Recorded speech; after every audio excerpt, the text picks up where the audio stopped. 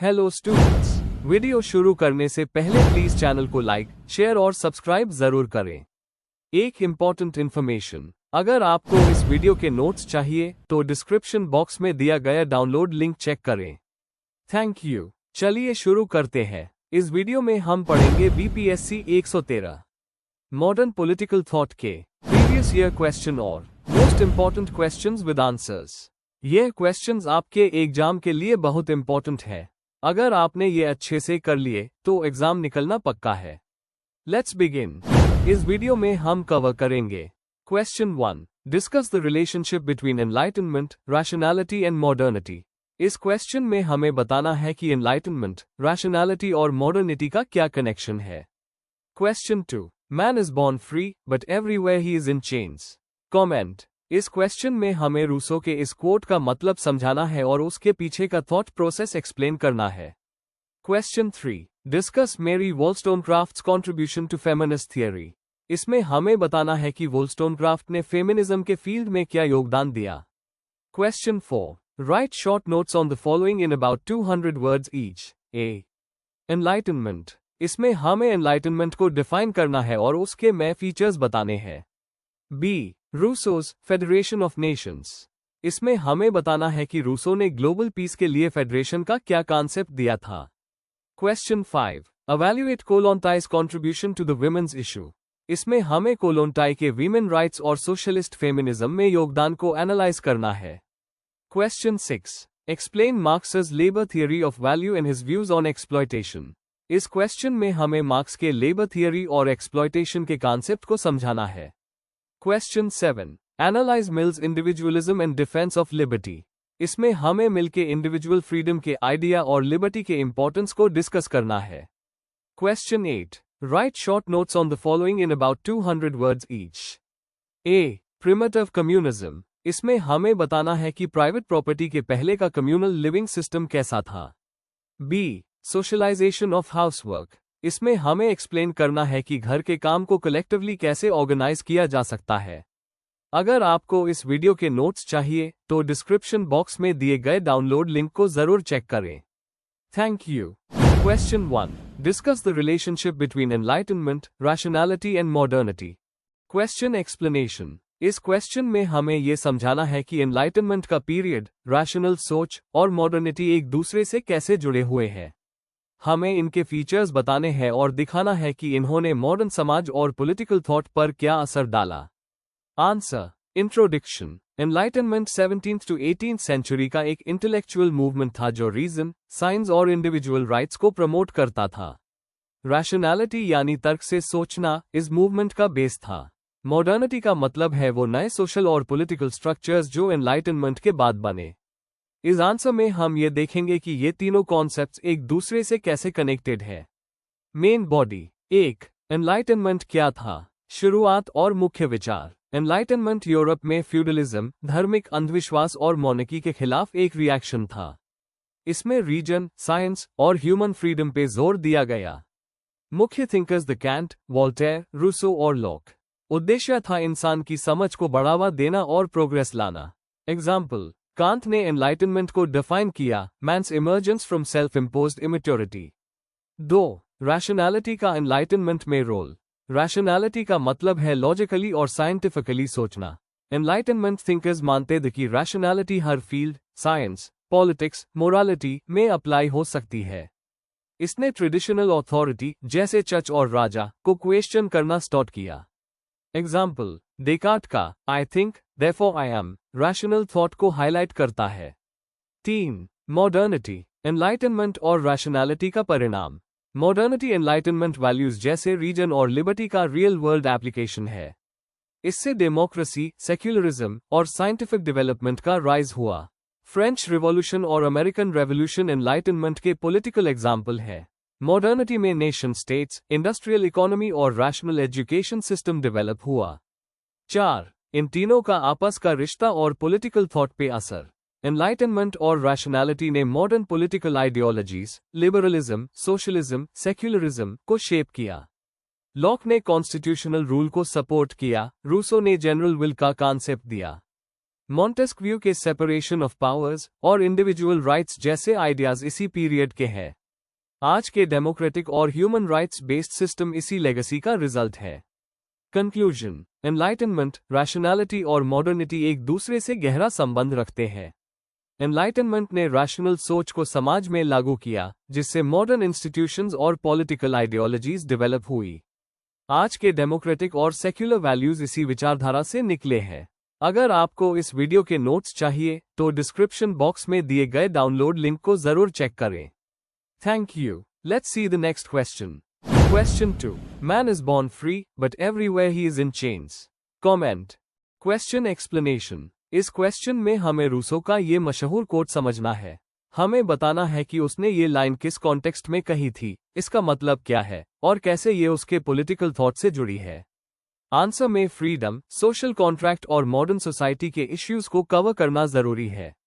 Answer. Introduction. Man is born free but everywhere he is in chains. ये quote gene जाक Rousseau के famous book the social contract 1762 से ली गई है। इस लाइन में रूसो बताता है कि इंसान पैदा टू आजाद होता है, लेकिन समाज और उसके सिस्टम यूज बांध देते हैं। रूसो एक एनलाइटनमेंट थिंकर था जिसका पॉलिटिकल फिलॉसफी मॉडर्न डेमोक्रेसी को डीपली इन्फ्लुएंस करता है। इस आंसर में हम इस क्वोट का मीनिंग, बैकग्राउंड और उसके इम्पैक्ट को समझेंगे। Main body. 1. Natural freedom versus civil society. Rousseau के हिसाब से नेचर में इंसान फ्री, इक्वल और सिंपल लाइफ जीता था। नेचुरल फ्रीडम का मतलब था कि इंसान अपने मन से कुछ भी कर सकता था, बिना किसी कानून या रूल्स के।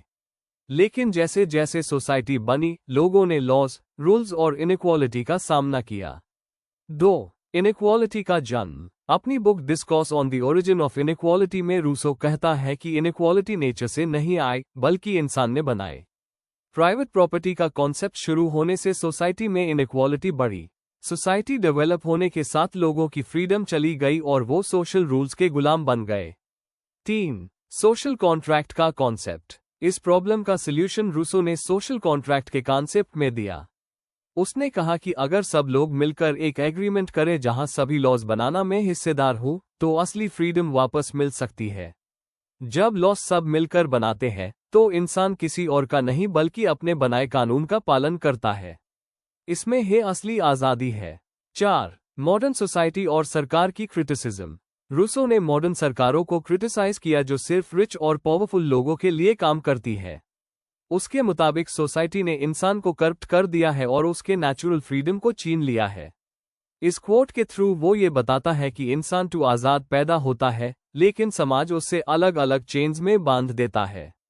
5. फिलोसॉफिकल और पॉलिटिकल असर। यह क्वोट फ्रेंच रिवॉल्यूशन और डेमोक्रेटिक मूवमेंट्स के लिए इंस्पिरेशन बनी। आज भी ये क्वोट सिविल राइट्स और पॉलिटिकल जस्टिस के टॉपिक्स में रेलेवेंट है। रूसो की फ्रीडम की डेफिनेशन ने लिबरल और सोशलिस्ट दोनों तरह के थिंकर्स को इन्फ्लुएंस किया। कंक्लूजन। रूसो का ये क्वोट ये बताता है कि इंसान की नेचुरल फ्रीडम सोसाइटी ने छीन ली है, लेकिन सोशल कॉन्ट्रैक्ट के थ्रू यूज वापस पाया जा सकता है। जब सभी लोग बराबरी से रूल्स बनाएं, तभी असली आजादी मिलती है। यह थॉट आज भी मॉडर्न पॉलिटिक्स में बहुत मायने रखता है।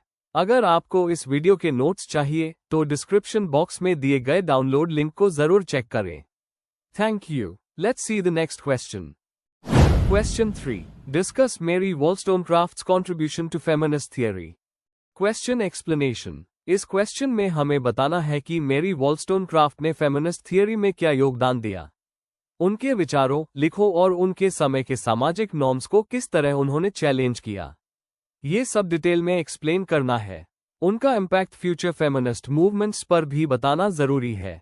आंसर। इंट्रोडक्शन। मेरी वॉलस्टोनक्राफ्ट 1759 to 1797 एक प्रमुख ब्रिटिश लेखिका, फिलोसोफर और विमेन्स राइट्स की एडवोकेट थी। उनका सबसे मशहूर काम था a vindication of the rights of women 1792, जिसमें उन्होंने महिलाओं के लिए बराबरी की शिक्षा का डिमांड किया। उस समय जब महिलाओं को कमजोर और इमोशनल माना जाता था, वॉलस्टोनक्राफ्ट ने इन सोच को चैलेंज किया और फेमिनिज्म के इंटेलेक्चुअल फाउंडेशन की शुरुआत की। Main body. 1. Historical context and background. 18th century में औरतें फॉर्मल एजुकेशन और पब्लिक लाइफ से लगभग बाहर रखी जाती थी। समाज का मानना था कि महिलाएं प्राकृतिक रूप से कम सोचने वाली होती है। वॉलस्टोनक्राफ्ट एनलाइटनमेंट के दौरान उभरी, जहां रीजन और लिबर्टी जैसे विचार प्रचलित थे, लेकिन उन्होंने देखा कि इन विचारों में महिलाओं को शामिल नहीं किया जा रहा था।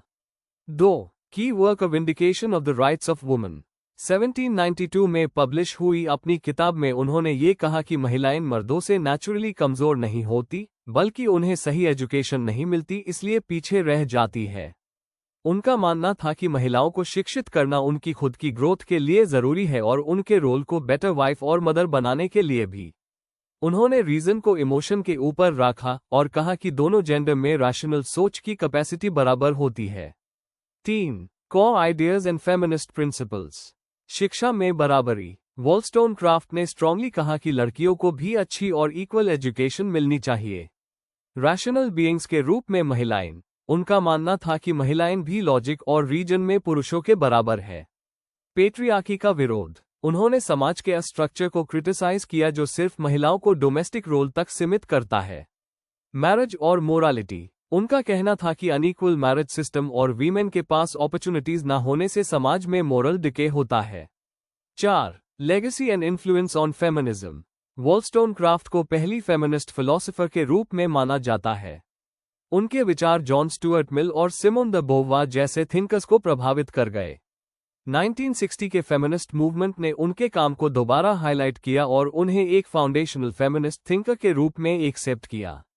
आज का लिबरल फेमिनिज्म भी उनके विचारों से प्रभावित है, जैसे एजुकेशन, इंडिविजुअल राइट्स और gender equality.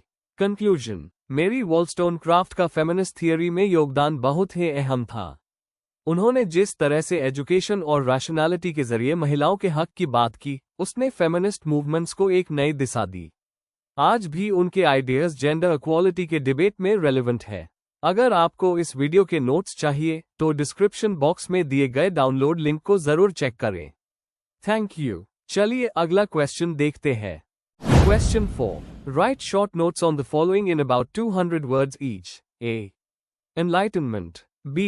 Rousseau's Federation of Nations. Question explanation. इस क्वेश्चन में हमें 2 शॉर्ट नोट्स लिखने हैं, हर एक लगभग 200 वर्ड्स में। पार्ट A में एनलाइटनमेंट के कोर आइडियाज और इसका हिस्टोरिकल इंपॉर्टेंस बताना है। पार्ट B में रूसो के फेडरेशन ऑफ नेशंस के कॉन्सेप्ट को एक्सप्लेन करना है और पॉलिटिकल थॉट में उसकी वैल्यू को समझाना है। आंसर। इंट्रोडक्शन। एनलाइटनमेंट और रूसो का फेडरेशन ऑफ नेशंस दोनों ही मॉडर्न पॉलिटिकल थॉट के इंपॉर्टेंट टॉपिक्स हैं। एनलाइटनमेंट एक इंटेलेक्चुअल मूवमेंट था, जबकि रूसो का आइडिया एक इंटरनेशनल पीस का विजन था। दोनों में ट्रेडिशनल अथॉरिटी के बदले रीजन, फ्रीडम और कोऑपरेशन पर जोर दिया गया। ए. एनलाइटनमेंट। डेफिनेशन और बैकग्राउंड। एनलाइटनमेंट एक ऐसा इंटेलेक्चुअल और फिलोसॉफिकल मूवमेंट था जो 17th और 18th सेंचुरी यूरोप में पॉपुलर हुआ। इसका फोकस था लॉजिक, साइंस और इंडिविजुअल राइट्स पर, और ये ट्रेडिशन और रिलीजन के अगेंस्ट था। Core ideas. रैशनल सोच और साइंटिफिक मेथड का प्रमोट करना। ह्यूमन प्रोग्रेस, लिबर्टी और इक्वालिटी में विश्वास।